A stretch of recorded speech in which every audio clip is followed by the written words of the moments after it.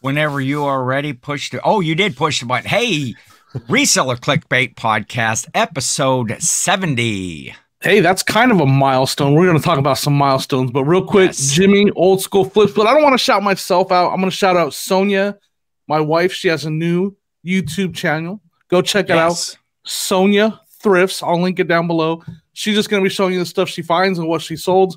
And also with me is Ken, SSKPromo as always, and Cory from Grams and Pops Vintage. Go check out their YouTube channels, Instagram, all that fun stuff. But I want to talk about YouTube real quick before we go into too much more, guys. I want to, because I got the opportunity to be in a video with Kevin, Commonwealth Picker, out at his house in the cabin that everybody knows about. And I just really quick want to thank him for that opportunity to, share some of my experiences being a full-time reseller and the money involved. But the big thing I want to say is that his viewers are, I've read every single comment that's been said on there. They're awesome. They're so positive, and they're smart. Like, he's got really smart viewers. I don't want to go too much in this. There's a lot of negativity out there, a lot of people that have things to say. And some of those people that are spewing the negativity, they think they're smart or whatever. But, man, these viewers are smart. They know what they're talking about, and to just read it. And I'm learning from them based on what they heard me talk about. So I just wanted to give them a huge shout out. His viewers are amazing. Definitely a good interview. Did he make you paint that cabin to get that interview done? Or did you have to do some chores? Or maybe seal up those windows for the winter, coming up, so he's not cold out there in the Commonwealth cabin. I signed a disclosure, Cory. I can't talk about that stuff. NDAs get you every time. And shout out to, because I'm wondering what I would have to do to get a similar interview. Yeah. Hey, you just have to show up and be in the area. I'd say shout out to Alicia, Ink Picker. She got to visit the cabin as well. So yeah, Kevin's a great guy. Jimmy, that was a great interview that you did in the cab. Very informative. That's the old Jimmy from back in the day that was, back in the basement. If you go back and watch some back in the basement. Jimmy's, but that's, although that was a good, well-watched video, that was not the main focus this week. There was a huge event this week that everybody has been talking about. It's on the lips of everybody on YouTube, everywhere. Right. And, of course, you guys were probably part of it too, was the Quantum Leap started this week. Oh boy. It was a great, it was an average episode, for a starting season. Quantum Leap was in the 80s. What are you talking about? No, the new one from, the new remake, with Commonwealth Hudson back here. Ernie Hudson Cory, is in the new. Did you watch any Quantum Leap, Cory? Have you watched the new Quantum Leap? Not a single episode. No, and if they were going to remake an old show like that, I think I would have been much happier if they would have remade the old Pretender. Do you remember that series? I don't. The Pretender. I do not. Just cricket sound. Add cricket sounds here. Okay. Yes. This is horrible for me. No. That would have been my choice over Quantum Leap, I think. I liked Quantum Leap, but The Pretender I thought was a much better show. So I think we kind of you're 0 for 2. Who else is buzzing about Quantum Leap? Absolutely everybody that I know was talking about, which actually now I guess I'm 0 for 2 because you guys are the really only ones that I know. So and nobody in my family, Jill, nobody else watches it. I don't know. So now I don't feel bad about the Pretender reference. Maybe shout out to Len, 5280 finds there. I think he was my only supporter in the whole Quantum Leap discussion last year. But Len's just too nice to tell you you're wrong. That's true. That's true. Hey, so no, really, actually, the big news was, of course, the event last weekend was the reseller rally. That was held down in Cincinnati. This is what I thought you were talking about. I figured you thought I was going that way, but I'm a big fan. Again, Ernie Hudson, come on. Well, and then the buzz about our podcast that we recorded there, that's big part of that buzz too. Yes. We kind of stole the show a little bit, didn't we? We did. It was a great episode. If you didn't catch it, watch last week's episode 69 of the Reseller Clickbait Podcast. We did a kind of a live. It was pre-recorded, but from the hotel. Live studio audience. A live studio audience. We did have a studio audience. Yes, and that was just a fun time. We interviewed a lot of folks there, a lot of people with big channels, people with small channels, people with no channels, just to get the experiences. But that video is doing phenomenal for us. I mean, that helped us hit some milestones for our channel. We're greatly appreciative of that. But what did we do this week? What did we hit there? Did we hit 2,000 views? I think we're right at 2,000. Yep, for views on YouTube. I'm not sure on the audio side, but I know on YouTube we're up right at that 2,000 mark. Well, what it did, it helped us get to a couple big milestones, if nothing else, right? Like, yes, big picture wise. Even with Cory on there, it helped, which is even with we didn't lose any ground, any footing with Cory, which, by the way, Cory, if you noticed already, Cory's a little more engaging here with us. We did just a quick show note. We did figure out after those first 3 episodes that Cory's internet, we were on a delay. Like, he was about 4 or 5 seconds behind Jimmy and I. So we had already passed by the joke and or whatever. And how long do we still running a little behind? How long do you think it'll be before we want to go back to that, Ken? How long do you think it's going to take before, like, can we just go back to when Cory didn't respawn? Yeah, I'm hoping that by the end of this episode, we'll have totally pushed him out. Leap. Yeah. No, it's funny because we would do a test. It'd be like, I'm going to do my impression of the test. I'll be like, all right, okay, Cory, I'm going to say 1, 2, 3. And then you, as quick as you can, finish with 4, 5, 6. So we were like, 1, 2, 3. And me and Ken would just both look at Cory like this. 4, 5, 6. Yep. Like, that's quite the delay. It was that bad. Yeah, no, this is not going to work. But we think we got those problems figured out, and we're gonna hopefully my job's on the line here. When you edit it, Cory, you can't take that. Are you going to be able to not take that dead air out right there? Because people won't get the effect if you take out that dead air. Oh, it won't be dead air. No. I'm just gonna put I'm gonna put Jimmy dancing at the rally right there. That's terrible. 1, 2, 3. We want people to continue to watch. 4, 5, 6. Hey, we've had our moment of fame there with that last video, and now we want to reset those expectations and get them way back down there. Yes, but man, Jimmy, you started to talk there about the milestones. Our first 1,000 plus view video, and we're right there. I imagine by the time that this comes out, we'll be over 2,000 on that one video. We are over 500 subs now on the channel, which was really great. We built a lot of subs there on that, so we're coming for you. Two old guys picking what the heck's their channel guys? 2 old school guys, yeah. It doesn't sound good when you say we're coming after you, 2 old guys in your walkers and your oxygen.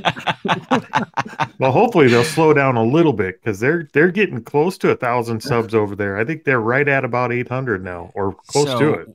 It's an unofficial race to 1,000 subs between with the 2 old guys reselling podcast. We're gonna throw the gauntlet down here. Is that we are right now? Here it is. Wait, right.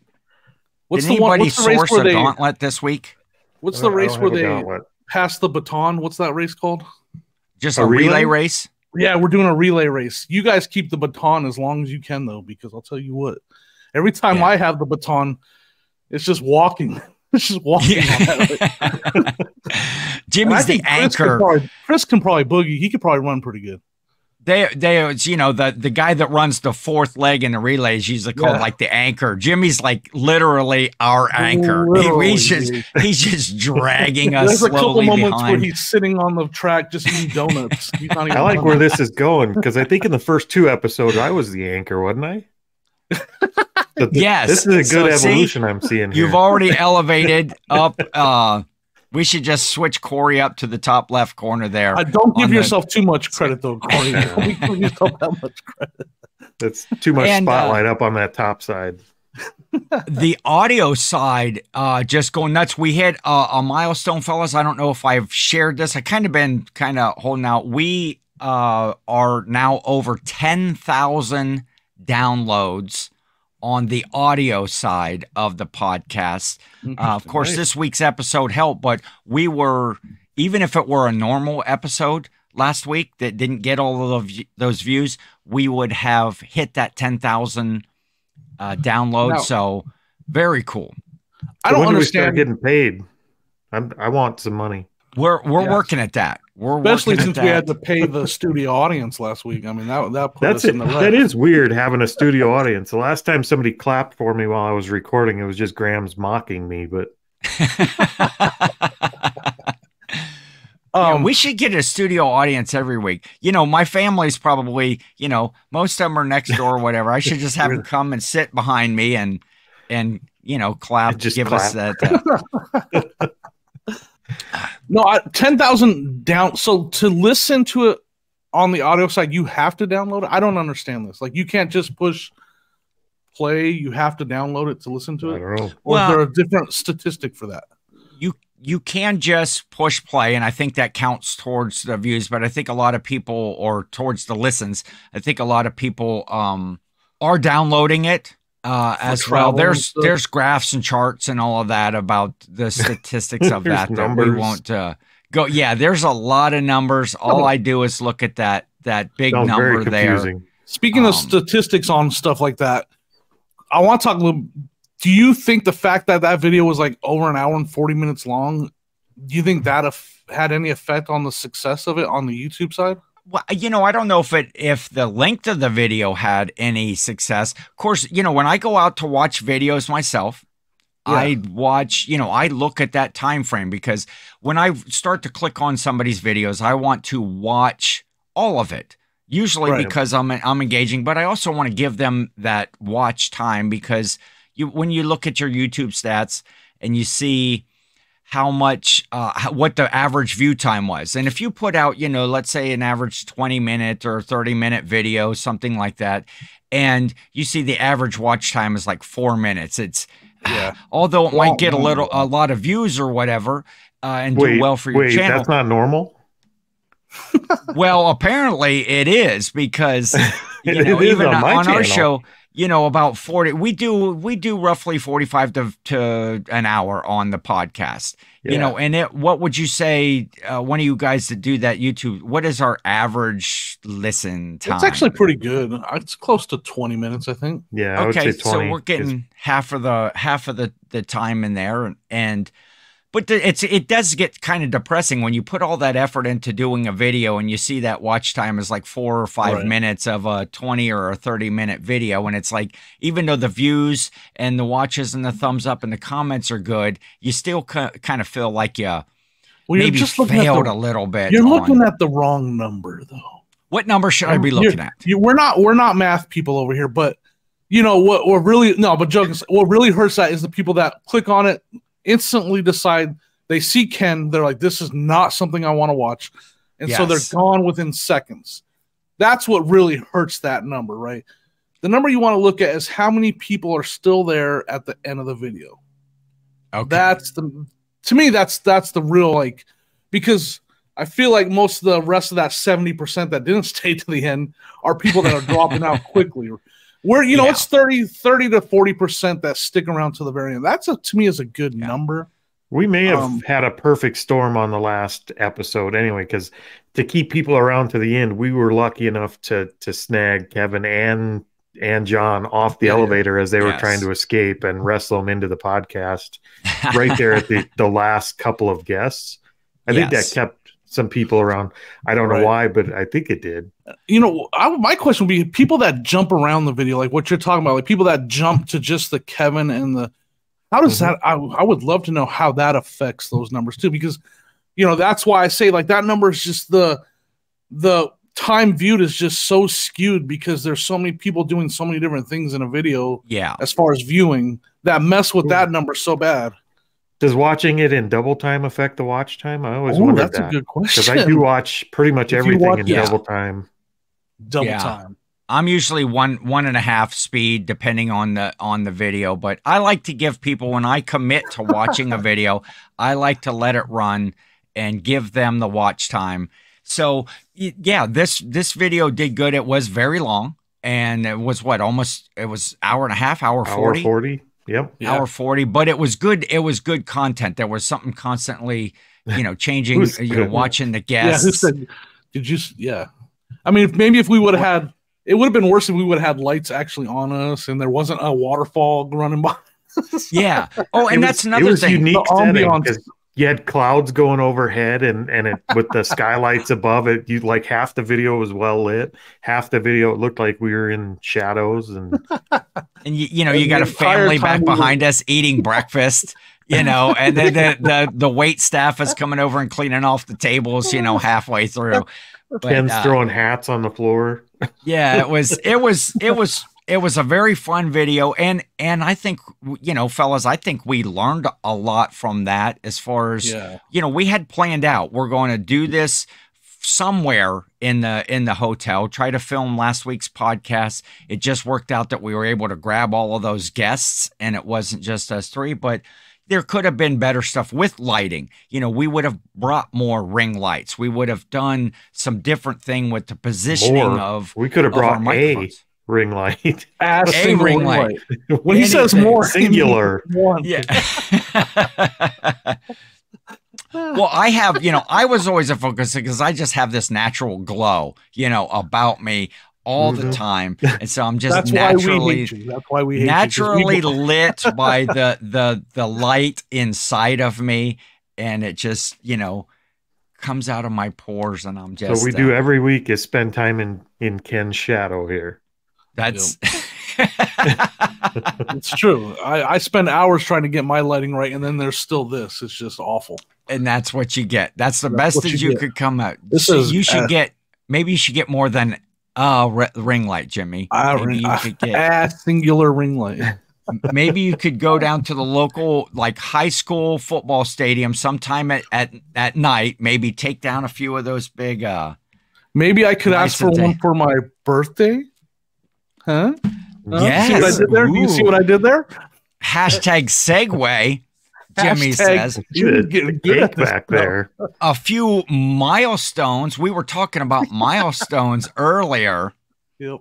And we have some birthdays this week. Actually, when we're recording right now, it is my birthday. Yeah.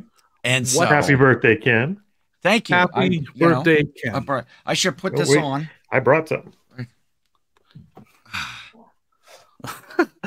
Man, yes. Hold on. I don't have a hat. I'm sorry. And I just bought some Cabbage Patch Doll birthday hats. You don't have a hat. You don't have a birthday hat, Jimmy? We don't have. Man. We discussed. Oh, Jimmy brought. Okay, Jimmy must have brought the cake, right? Jimmy must have brought the cake. But Cory, it's right over upstairs. I'm not only celebrating my birthday, and Cory still has that party hat left over because yesterday was Cory's birthday. Yeah. What? So we just found that out last weekend when we were hanging out, and that October's a good month. He's like, yeah, my birthday's next week. I was like, oh, when is it? And he's like, well, mine's the 7th. I was like, get out of here. Mine's the 8th. So how long have you guys been roaming this planet? Cory? A minute. 47 years. 47 as of years. Yesterday. Ken's not gonna share. Oh no, I'll share. I don't mind. I know that Ken's 45. I'm gonna take that off. Yeah, I'm 45. I'm actually younger than these guys. I improved my lighting. Oh, I blew it out. Oh, Cory has a cake. Happy birthday to you. I have a raspberry zinger. Happy birthday to you. That's my new ring light. Happy birthday, dear Cory. Happy birthday. Like lounge singer. Right, Ken, man. That's getting uncomfortable. Hooray for Cory. Yes. Hooray at last. Hooray for Cory. He's a horse's ass. That's man, we needed to get we need to get Victoria on here from over Adventures with Victoria. Right. Man, she has some pipes, I'll tell you. You know that thing I was talking about, how 30% by the end? There's going to be a spot right there where it just dips down to 0, and then back up. And then, but happy birthday to you, Cory. Back at you, Ken. I did. Oh, yeah, I didn't share. I like to say I'm the old double nickels. You know, I'm one of the older dudes in this community. I am 55 years discount old today. Is what we're going to call you. You need to Mr. Discount. I got started to get on my. Is that why you're not listing, because you can't remember where you put your inventory? I haven't been. I haven't been sourcing much because I've been waiting for that discount over, at the Goodwill to kick in. Been getting, we goofed a couple days ago, or a couple episodes. I changed my name to AARP SSKPromo, and that was a goof until my mailbox was flooded last week with offers. That's what's been keeping you busy. But if I can send it in. I before I even sign up or whatever, I'm going to comp that free cooler that they're going to give me. If I sign up, I get a cooler, and it's like, well, if I can sell that for anything, I'm going to go ahead and sign up. They make an AARP cooler. Well, you get a free gift for signing up. Sometimes, it may be a cooler, or it might be, some sort of like a travel tote or packing that they have packed. One of my buddies was telling me, like, hey, did you get your AARP yet? I got some packing cubes when I signed up. Is that like, congratulations for surviving? That's a conversation that all of us don't look forward to, is talking about joining. But even though I'm, if you go by heart, I am young at heart. I am much younger than these two jokers right here when it comes to being young at heart. But looking forward to a fun day today with family and just that another milestone. It was a milestone week for the podcast, for me, for Cory. Jimmy, did you have any in Jimmy's household, Sonia's channel, there's a milestone. She had her first episode more views than any of my videos. Well. Yes, pretty soon Jimmy he'll be depressed when Sonia's channel starts to grow bigger than his, and she gets more subs. I mean, that's part of the plan. It shouldn't take long at all, for sure. She's the superstar, and I know a couple of people that were pretty excited to see that first video come out. No, me, I don't. Jimmy doesn't know any of that. No, she's already doing really good. She's got she's loving it. She's having fun. Like, she's like, oh my gosh, this person commented on this person. She's loving it already. So was I the first subscriber? I gotta know. I think I was the first. Or second. I don't know. You have to ask her. She's been following it. I want to say that you were, because I don't know if Jimmy, I think you sent us out like a pre-link when the video, either maybe right after you put it out, you had sent in a group chat that we had. And I went in and watched the video, and then I went down to subscribe, and I seen that Cory had already commented, subscribe, looking forward to more shows or whatever. And then I subscribed, and I was number 2. So Cory, you could have got there quicker, but there's a little bit of a mental delay between 47 and 55. There is, yes. It's similar to Cory's audio delay that we had. Yeah, exactly. I was 4 to 5 seconds off, so I was second subscriber. But so another happening, I guess, this week. Not only. Okay, so where are we at so far? Biggest news: Quantum Leap, and then all the reseller rally, all of our milestones and such. But we also started the fourth quarter this week, and October 1st. Well, we were actually, we were all leaving Cincinnati that day when the fourth quarter started. We were. And so my sales have dipped, which makes perfect sense. Ooh. Okay. So let's get into this fourth quarter. We do a little bit of reselling talk here on the Reseller Clickbait Podcast. You know what? If we change the name of the show, we wouldn't have to talk about reselling. Just Clickbait Podcast? Just Clickbait Podcast, yeah. And all we would talk about is like Ken and Kardashians. Yeah, I'll just do a review of Quantum Leap every week. Oh, and, no. Look at that graph I was talking about. There we go. I'm going to re-add that delay. So fourth quarter for resellers is, sometimes that can make or break your year. It shouldn't, but it is. If you saw the great thumbnail that we have for this one, where Cory, fourth quarter man, is saving the eBay.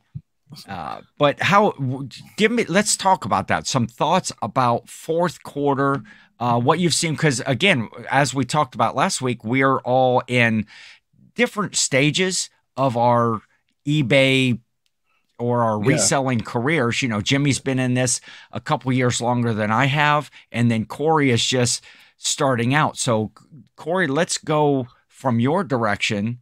What do you think about the fourth quarter? Have you experienced fourth quarter before? Where are you at with that?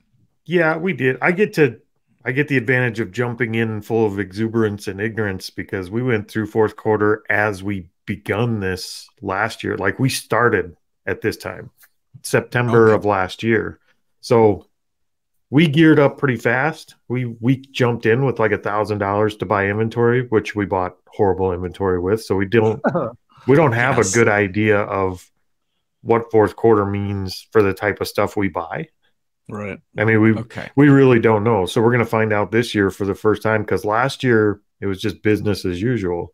I mean, and we were just finding out what usual was. So we don't know what to expect of this fourth quarter, but I think we're ready for it. I mean, we're not doing anything too crazy special for it. So you started out in the fourth quarter, your sales were probably maybe artificially inflated.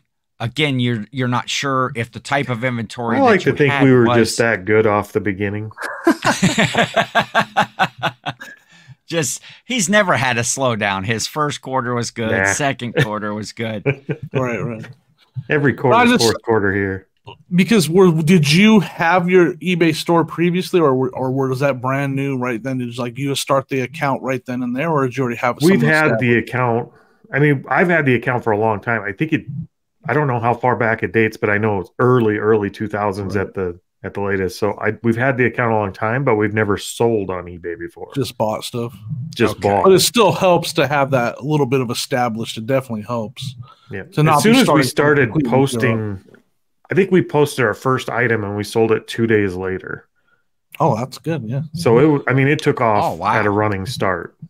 So when I just real quick, when I first started on eBay, I started from zero. Like I didn't use my personal account. I started a new account, everything. If you have an account, I recommend using it. If you're going to start selling on eBay, use your account that you already have. You don't realize it's already established. If you bought some things on there, it also shows the date that you started on eBay there. I think that hurt me a little bit early on. Yep. But I want to say, I notice a change in the fourth quarter from what I'm doing. Where I'm at now, I do definitely notice a boost. Obviously there are more people shopping online during that part of the year than in the summer and stuff like that. So I definitely see a difference. I saw a lot of toys, so that helps. Sorry. Sorry, we have to cut that out. I'm sorry. I literally just had acid reflux, guys. I was wondering about that too. Cutting that out, oh, man. Not your acid reflux. I was wondering about the toy. Like you do a lot of toys. I would imagine a store like that is going to do better than somebody selling motorcycle parts.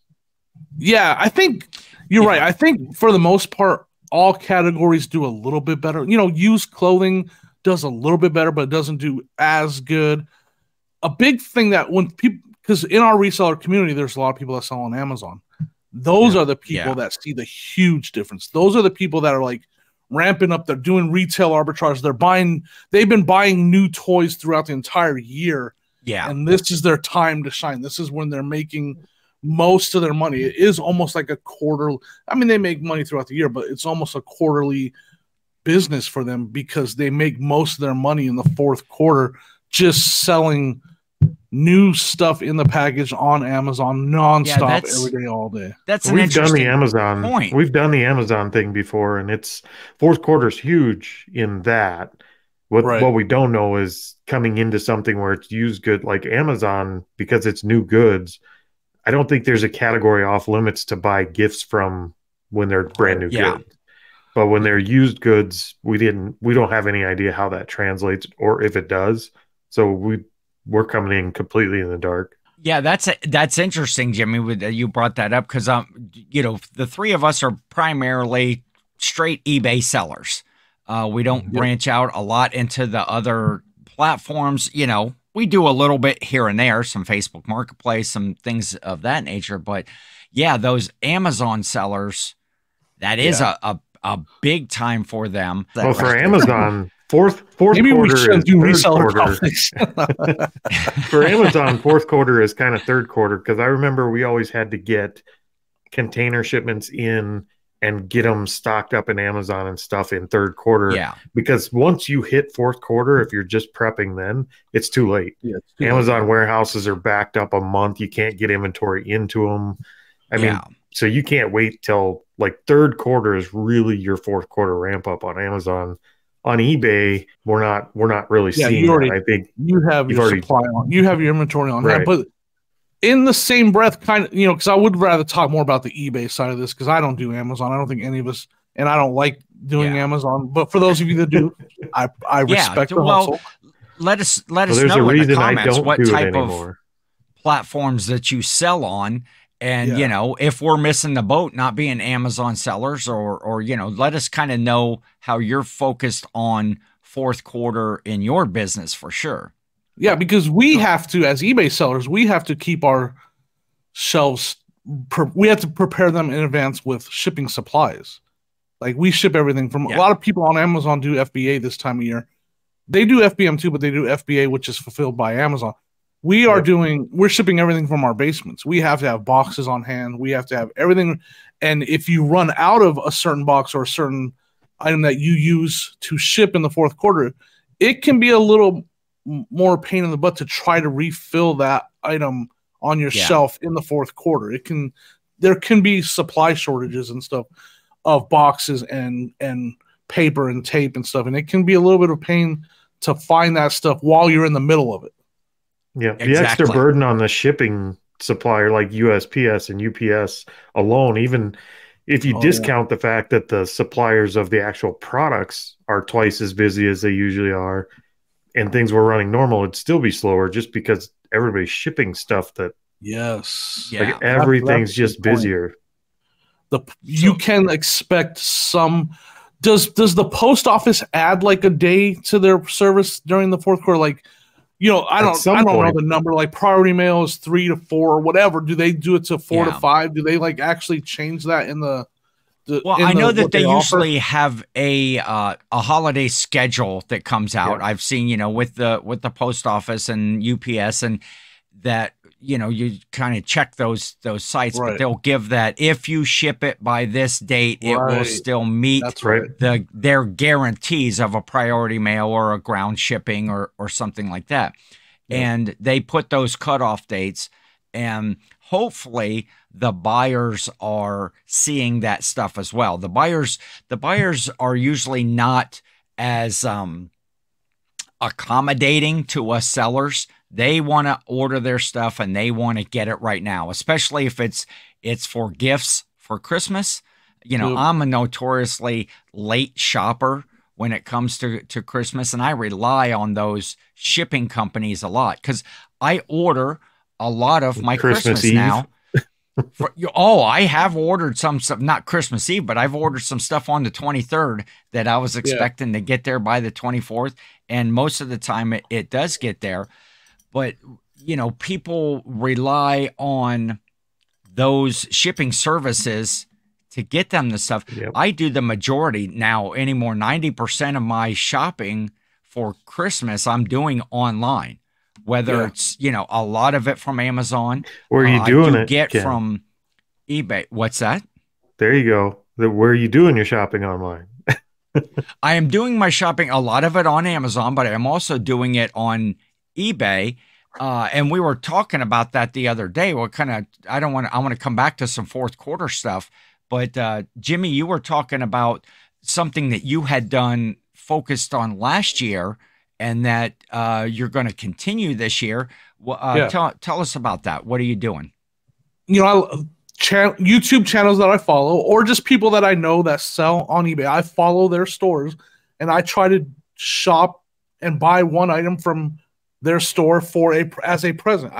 I'll spend, it does take some time. You just go through each page looking for items in their store that a family member or a friend would like, and I really try to support and go over there and shop on their channels or their eBay stores, just to show support. I've always said I want eBay to Jimmy's shopping on their YouTube channels over there. Yeah, he's buying. He's buying Patreons for all his family and friends. He's signing them up for to their channel and use the link in their channel, though, because that's also probably an affiliate link that helps them. I'm trying to support them as much as possible so that, while I didn't mean to say it that way, it's actually not a joke. Like if you go to someone's channel and click on their eBay channel from their YouTube, their eBay store from their YouTube, you're probably clicking on an affiliate link, which gives them a little kickback. Again, I'm all about supporting, so I want to support them. That's why I would do that. And I also want to support eBay. Like, there's whatever. You can hate eBay all you want. I want eBay to succeed because if eBay's succeeding, then my business is succeeding. So I want to support eBay as much as possible. Buying eBay gift cards for my post office. I'm doing that for the post office that takes care of me right here. I'm going to buy them eBay gift cards. I want people shopping on eBay. If they, it may or may not have office. I thought you meant your post office was selling eBay gift cards. Where are you getting your eBay gift cards? I haven't figured out in Ohio yet, but I do have. Ken gave me an idea where to go. Yeah, they sell them all over, and a lot of post offices do have a rack of. I know our post office has a rack of gift cards. And there might be some eBay gift cards on there, so they could get that little kick as well. I was hoping you would say they have a rack of ribs, and I could just go eat lunch over there. Hey, now there's a service. Keeps on giving. There's a service. I'm gonna, the United States Postal Service. You should start selling barbecue ribs in your lobbies, so that when we're bringing those, we're famished after packaging all morning, getting ready. We're usually taking that stuff up there around lunchtime. I mean, I can just see this being, it could be a little messy. Like you're trying to stack your boxes up there, and you got barbecue sauce everywhere, and this could be drop. It's a matter of progression, Jimmy. You drop off the packages first. It's kind of like when you're using the dude wipes. There's that order. Yes, you can wipe your hands down and stuff, but it's that order of progression of when you want to do that, and when you want to eat the ribs at the post office. The ribs. Ooh, now we're just going straight next level stuff. Cory is changing the game. What I like to do way too far. My strategy on those gift cards.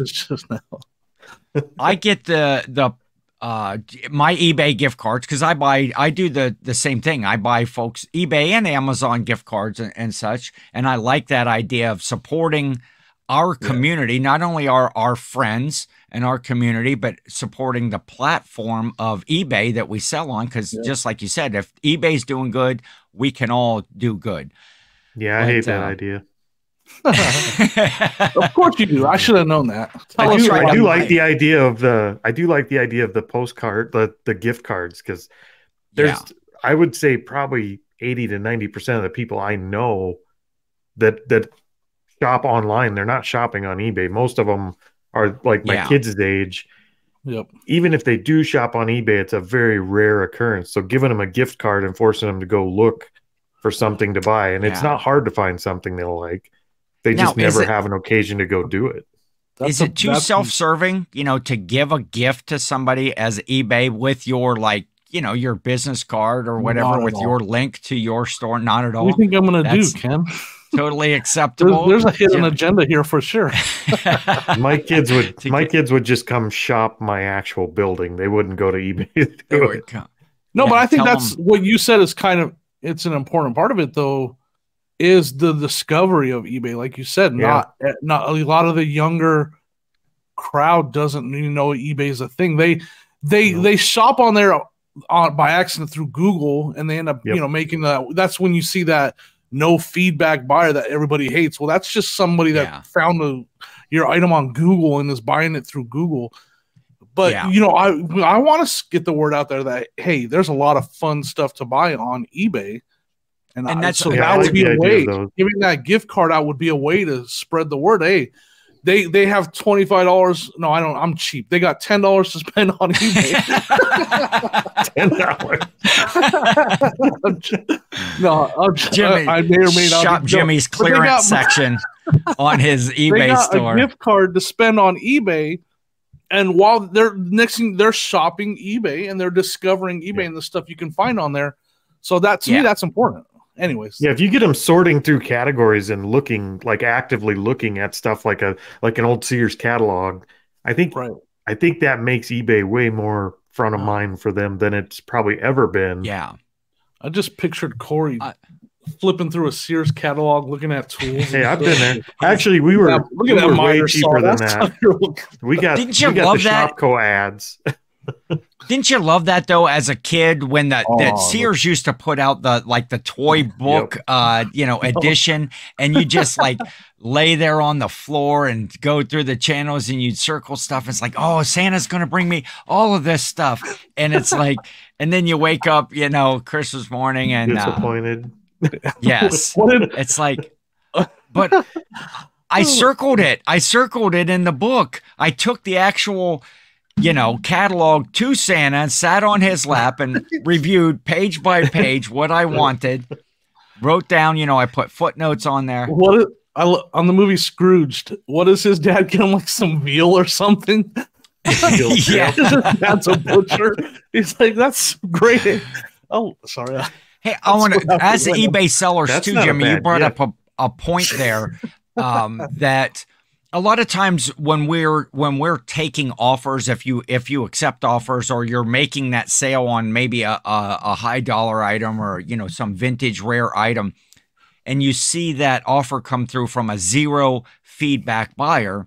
Mm-hmm. This is the time of year in that fourth quarter where you're going to see that maybe a little more than average, just because those people they go out and search. They may Google search, and if you've done good photos and you've done good promotion and stuff, and that gets up into Google, or they might be searching eBay itself for because items on Amazon, that's mostly new stuff. If people want to find that collectible toy or that vintage shirt or hat or whatever glassware that they want. I want a vintage starter 49ers hat. You're not finding it on Amazon. So if they told a family member, hey, I want a vintage starter 49ers hat. Yes. That family member, they're going to only find it on eBay or Poshmark or whatever.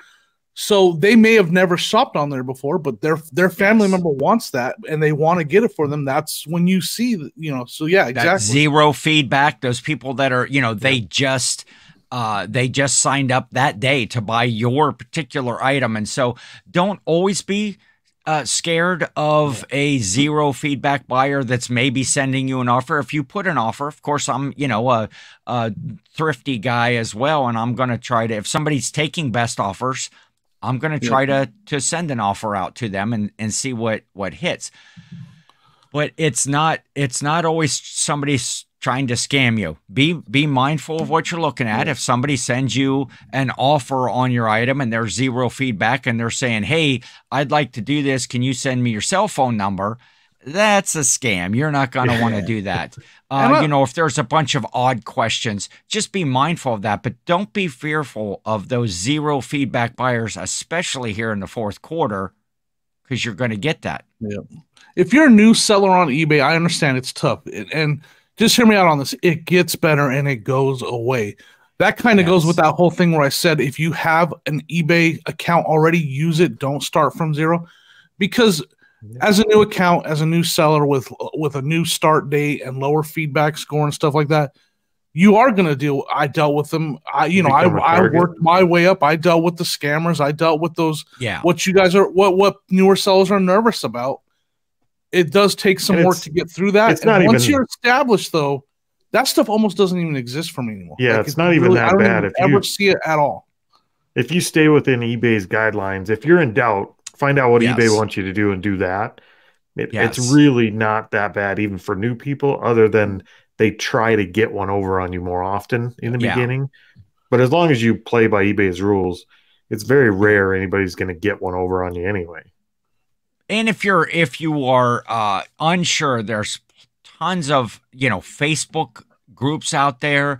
I know over our good friends over at the RIN, the Reseller Information Network, they have either if they've already put a video out about it, their Facebook page is a great source for knowledge if you're not sure if you got a scam or something. But I would throw out there, though, do your research, Google it, look on these sites, do a search for the topic that you're looking for.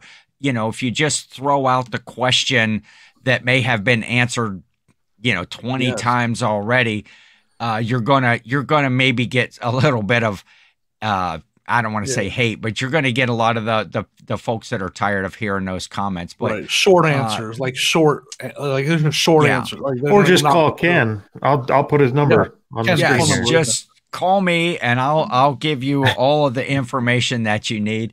But as far as we were talking, kind of fourth quarter, and this is all really good information to sell stuff and how your store might improve in the fourth quarter, and that you might, have a good sales kick. But it also changes things as a seller. The fourth quarter itself is just the time of year. Our sourcing changes. Yep. We've got, Jimmy and I, well, Cory, you as well. We have a winter season. For the most part, started yesterday. And it did. Oh man, it was freezing this morning. I need to get I have a window air conditioner in the living room, and it's not overly well insulated. It is freezing out in my living room right now. But it is 46 outside right now. It's cold. For the most part, our garage sale, yard sale season is over. It's done. Yep. You're gonna find some stragglers here and there. You might find a few, rummage sales or something, church sales like that, a couple of state sales here and there. But our prime, I know, our prime sourcing season is. I'm so happy done. It is. And we got to switch gears. Well,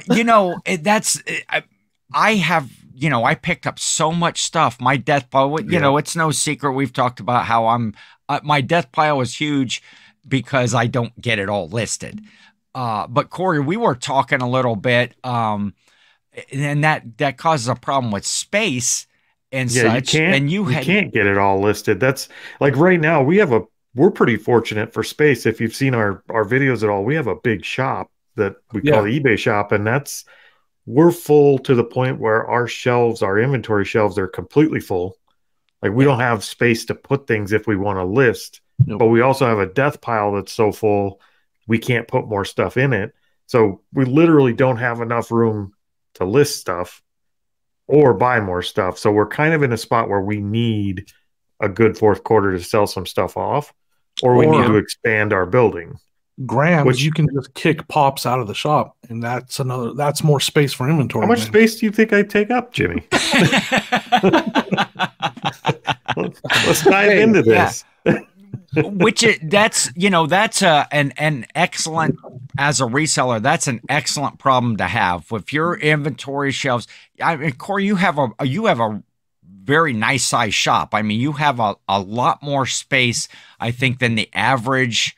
Yeah, we're in like a 40 by 40 where we're at.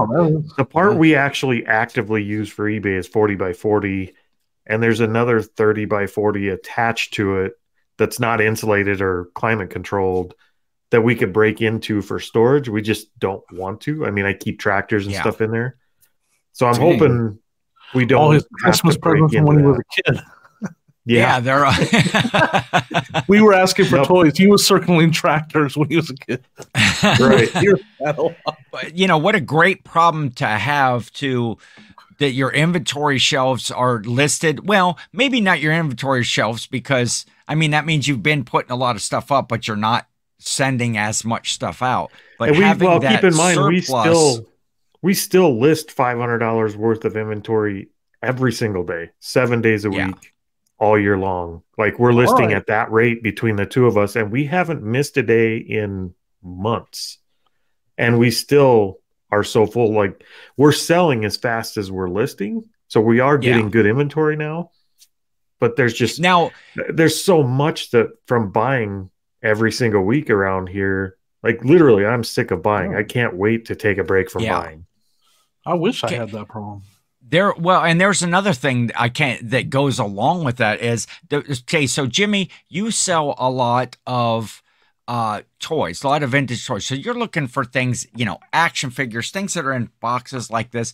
Cory, I see your what solds and a lot of stuff, you do a lot of, say, Barbies and the trinket boxes and stuff. And those are, this big of stuff.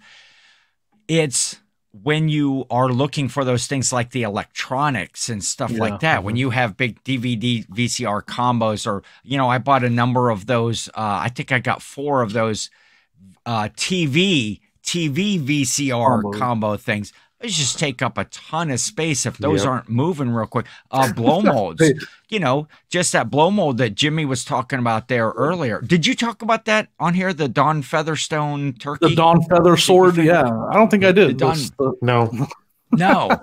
Yeah, Jimmy picked up, blow molds. That goes great this time of year. Jimmy found a cool... Sonia did. Sonia found a cool... All credit goes to Sonia. Turkey blow mold that's probably what you have that thing listed for, like $180.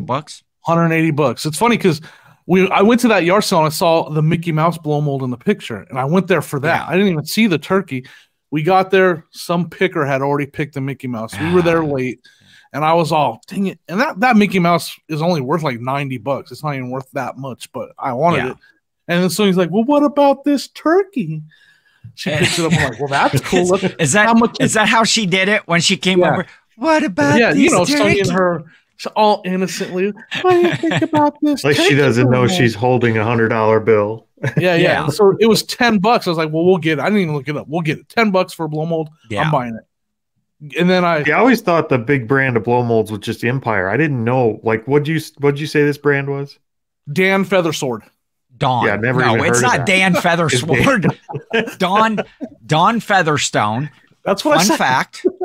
Dawn Featherstone was the original creator of the pink flamingo blow mold.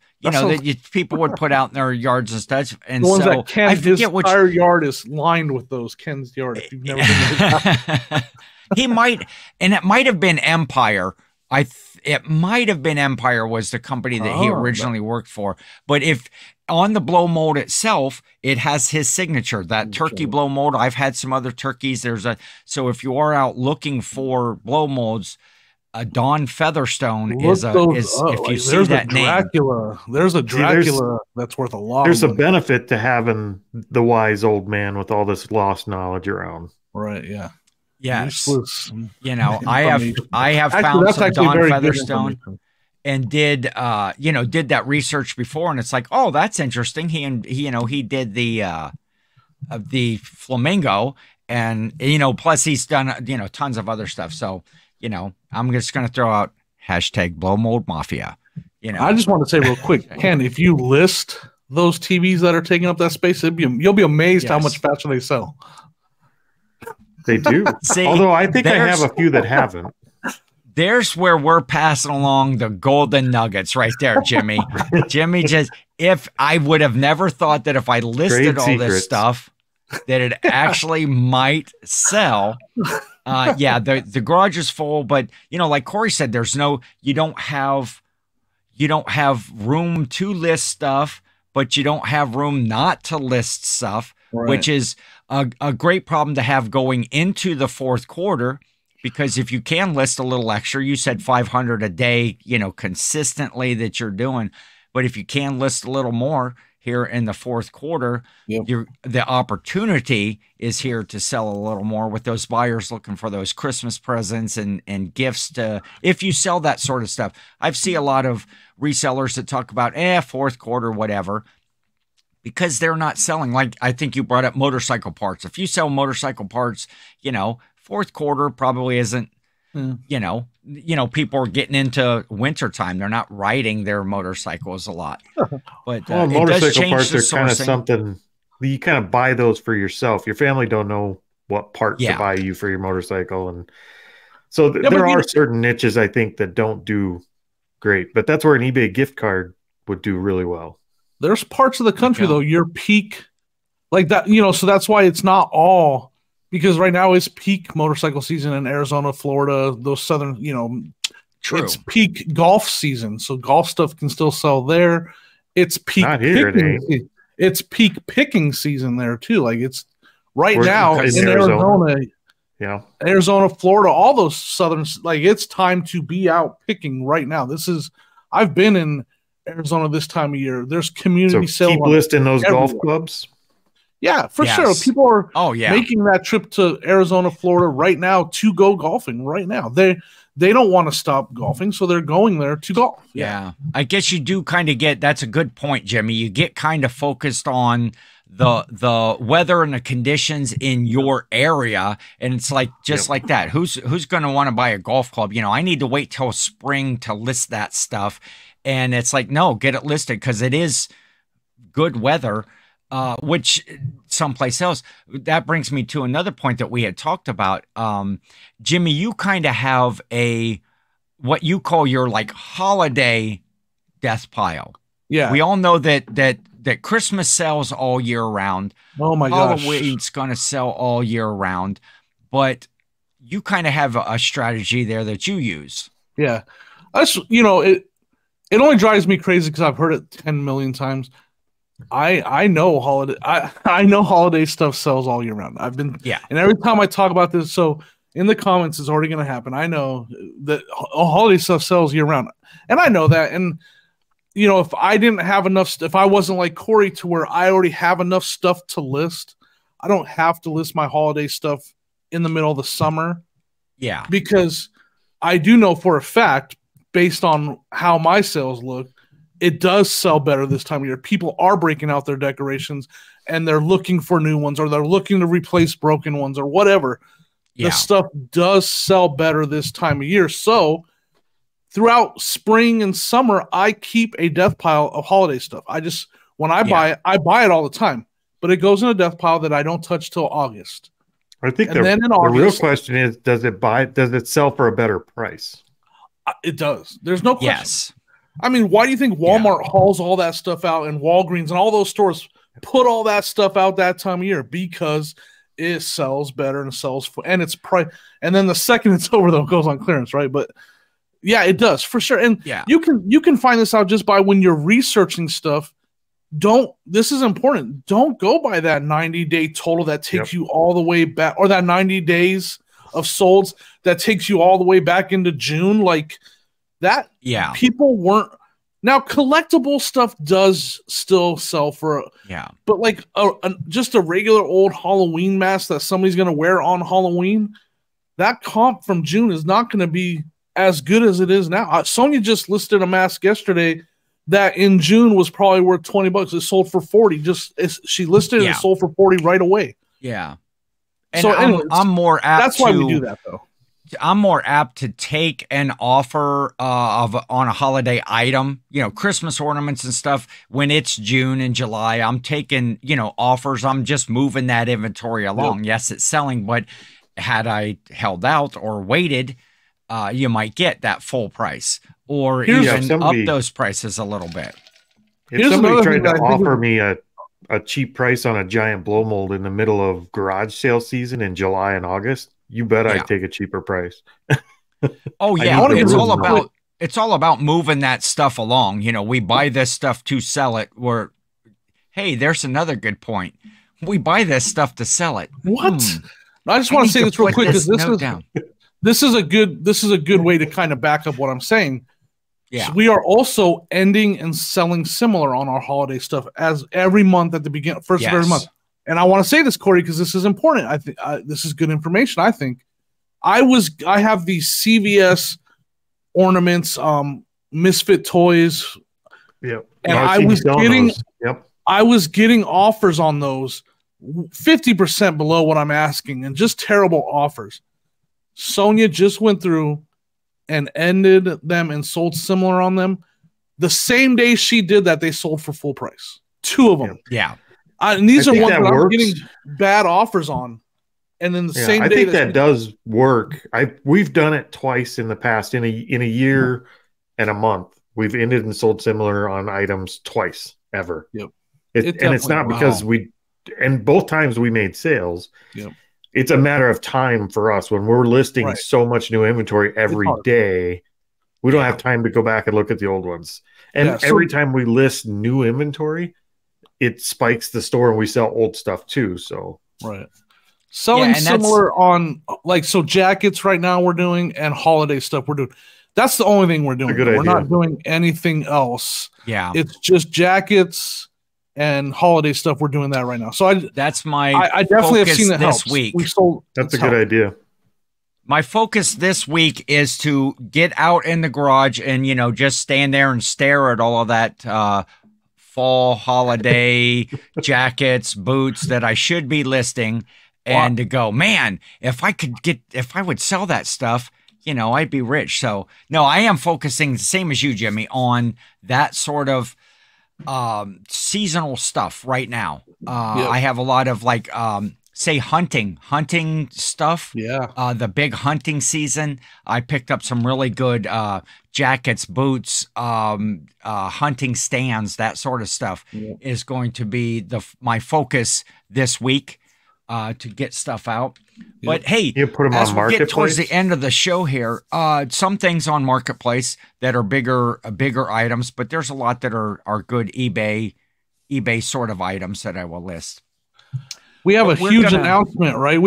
But I want to go into this huge announcement, but I feel like we should hold over talking more about it to the next episode, because we could spend an hour. We're an hour in right now. We could spend an hour talking about our huge announcement, right? Yes. So let's announce it for those 30% that are still here. Sorry, can I just want to, because if we start talking about this, the show will go another whole hour. Well, okay. I'll just jump right into it. Next week is the second episode of this season of Quantum Leap. It looks like it's going to be pretty good. They're going to forward the plot a little more, and he's just so off base right now. And I'll be checking the PO box. Now people are going to find out that it was Cory and I, that it was our birthday. I'm sure that the gifts are going to flow. And we talked about that down in the links. We have links to our link tree, that you can get to all of our channels and stuff like that. And if you would be so inclined to be looking for stuff, our eBay stores are in there as well, but also that mailing address. No, but Jimmy, I know what you're referring to is the holiday live tour, right? Yes. The holiday tour. First, next week, we will hit this a little bit more because we'll have more of a schedule, but Jimmy and I are going to do and Cory are going to be doing Cory's mine going to be. I don't know what you're talking about, but it's like the play. I remember. It's like a school play. You're going to be the tree in the background. You're just going to be the tree in the background. Yes. I feel like that's a position I can excel at. I got this. I'll get a green shirt. Well, this one's kind of green. So what is the holiday tour? I remember seeing it last year a little bit vaguely, but I try to phase out a lot of what I see on this channel pre me being in it. I say let's start the next show off with that question. That's a good idea. Yes, because I would like to know what I'm in for. To explain the holiday tour, you can't do that in a couple minutes. Yes, it's not even possible. It is the highlight of our 2-hour episode.